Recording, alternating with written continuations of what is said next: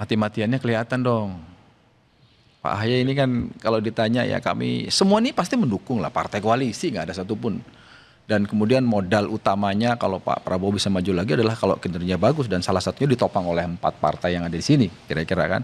Kalau dari Partai Demokrat Mas Ahy nggak mau lebih lugas lagi gitu ngomong ya saya ini harus dipilih oleh Pak Prabowo dengan kualifikasi tadi itu. Saya punya kelebihan soal global dan sebagainya. Silakan. Mas Yogi, fokus yang disampaikan oleh Mas Ketum AHY dalam konteks 2029 adalah konsolidasi kekuatan partai. Konsolidasi kekuatan Jadi partai. penguatan di legislatif itu betul-betul menjadi target yang, karena ini terkait dengan survival interest kita, Partai Demokrat. Maka itu yang kemudian menjadi pijakan utama. Adapun kemudian terkait dengan bagaimana di Pilpres dan sebagainya, secara umum kita pegang satu pitutur ya, pitutur Jawa itu ada yang mengatakan lamun siro kenceng ojo nglancangi. Meskipun Anda kenceng jangan ojo kemajon. Nah, maka kemudian dalam konteks etika berpolitik kita betul-betul menjaga itu dengan baik. Meskipun di saat yang sama Mas Ahy sebagai kader terbaik di Demokrat juga tetap berusaha untuk menyiapkan diri secara kapasitas, pengalaman. In case kita juga tidak tahu, karena saya sepakat tadi yang disampaikan oleh Mas Viayoga, presiden, wakil presiden itu bukan hanya soal elektabilitas, memang ada aspek ketetapan takdir di situ. Berapa banyak elektabilitas besar terjungkal dalam proses penyisihan. Artinya memang ada hal yang tidak bisa diukur dalam konteks elektoral, kemudian popularitas, tidak. Maka di level itu betul-betul fokus kita adalah partai, elektabilitas partai, kemudian peningkatan penguatan jumlah kursi di dan berharap DPR. Takdirnya Mas Ahy bagus untuk tentu semua pihak dalam konteks Indonesia ke depan, berharap yang terbaik untuk Indonesia ke depan. Baik, Uki. Ya. PSI masih yakin Prabowo Gibran 2029 atau menyiapkan suatu skenario yang kalau memang partai koalisi ini ternyata lebih dilirik oleh Pak Prabowo dalam konteks wakil presiden?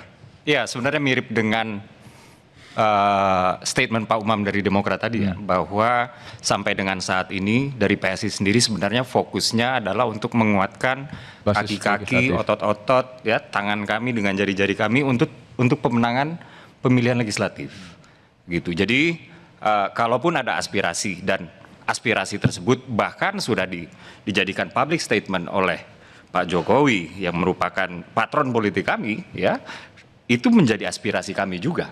Gitu, dan itu kami pegang terus sampai dengan nanti akan tiba saatnya ya mendekati 2029 ketika Pak Prabowo sedang mempertimbangkan sebelum memutuskan berbicara dengan kawan-kawan koalisi. Nah, disitulah kami akan lebih banyak bicara. Tapi untuk saat ini kami fokus untuk menyukseskan pemerintahan Prabowo Gibran dulu, dan kami harap diskursus soal bacawa pres ini tidak terlalu mengganggu kekompakan koalisi. Saya penasaran.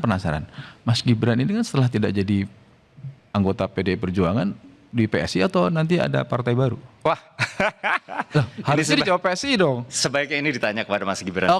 Karena saya bukan jubir Mas Gibran. Ya baiklah, saya hormati. Ya, Mas Yoga, PAN tadi sudah diucap, semua pasti akan bermuara kepada dukungan kepada Pak Prabowo, paling tidak di kerja-kerja kabinet, ya kan. Yang berikutnya kan tetaplah namanya juga partai, pasti dia satu punya konsolidasi, nambah kursi, kekuatan legislatifnya, tapi juga tidak menutup kemungkinan kalau ada ketua umumnya saking sayangnya tadi bahasanya itu muncul. Apa yang kira-kira dalam hitungan 3 tahun ini sebentar loh Mas untuk partai politik? Iya, hari ini dan ke depan instruksi dari Ketua Umum Bang Zulkifli Hasan untuk kader-kadernya yang ada di kabinet itu tetap fokus bekerja merealisasikan visi Astacita dalam program-program di kementeriannya, karena ini adalah bentuk dari pertanggungjawaban moral dan pertanggungjawaban politik dari kader Partai Amanat Nasional yang dipercaya sebagai pembantu Presiden Pak Prabowo. Dan yang kedua, kita fokus untuk melakukan revitalisasi, melakukan proses-proses kaderisasi di internal partai. Dan kalau kemudian soal Pilpres, itu ya kita serahkan sepenuhnya kepada Bapak Presiden untuk menentukan siapa pasangan calon wakil presiden yang terbaik.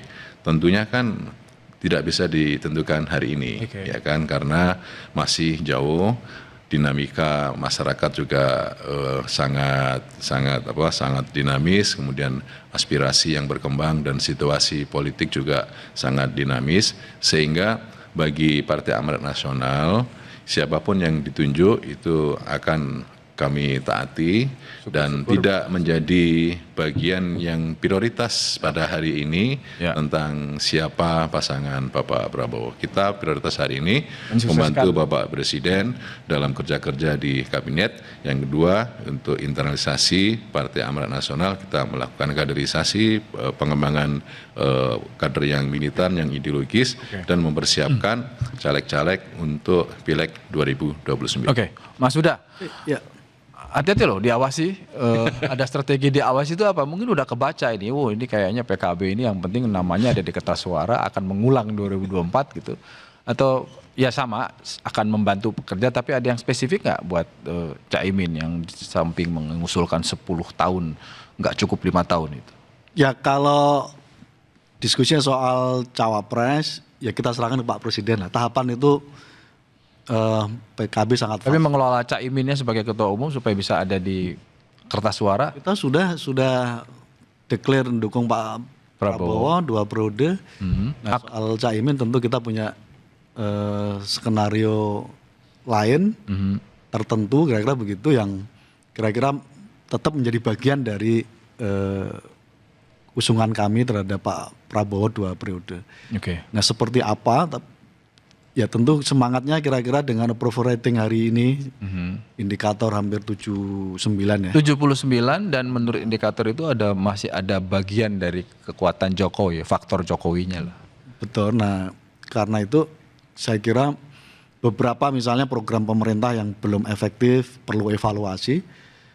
PKB siap untuk menjadi bagian dari itu semuanya. Karena sekali lagi semangatnya tantangan globalnya, geopolitik, ekonominya cukup membutuhkan persoalan.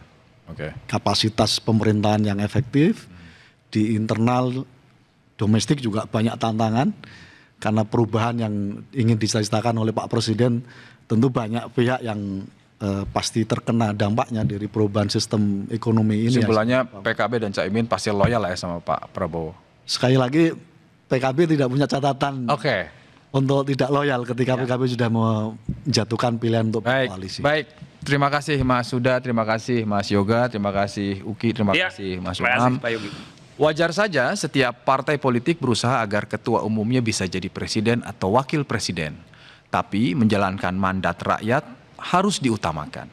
Pemulihan ekonomi, ketersediaan lapangan pekerjaan, serta pemenuhan hak dasar masyarakat adalah kewajiban utama semua partai politik berkuasa. Kesejahteraan masyarakat, keadilan, dan penegakan hukum adalah modal sesungguhnya untuk bertarung di pemilu 2029.